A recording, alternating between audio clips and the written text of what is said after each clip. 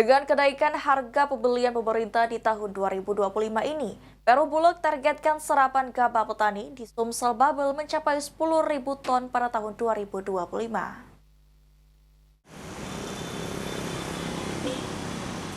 Pada tahun 2024, Perum Bulog Sumatera Selatan menyerap sebanyak 31.440 ton beras PSO. Jumlah tersebut melebihi target yang ditetapkan, yakni 30.000 ton. Sementara pada tahun 2025, jumlah serapan gabah beras petani ditargetkan mencapai 100.000 ton. Target peningkatan tersebut salah satunya dipengaruhi dengan naiknya harga pembelian pemerintah HPP terhadap gabah dan beras dari Rp6.000 menjadi Rp6.500 per kilogram dengan kadar air maksimal 25% dan kadar hampa maksimal 10%. Rasiwan, Wakil Pemimpin Wilayah Perum Bulog Kanwil Sumsel dan Babel mengatakan, untuk mencapai tersebut pihaknya telah membentuk tim jemput gabah ke petani dan mendirikan posko pemantauan persiapan pengadaan gabah dan beras di 5 kantor cabang dan kantor wilayah Sumsel Babel sebagai pusat informasi.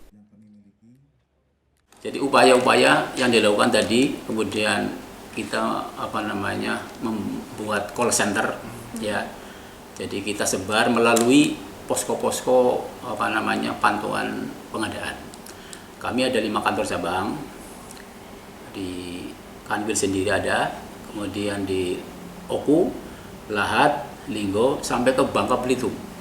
Kami siapkan seluruh posko itu, termasuk juga nanti di titik-titik kerjasama yang maklon, itu juga nanti kita jadikan posko sebagai pusat transaksi untuk pembelian gabah.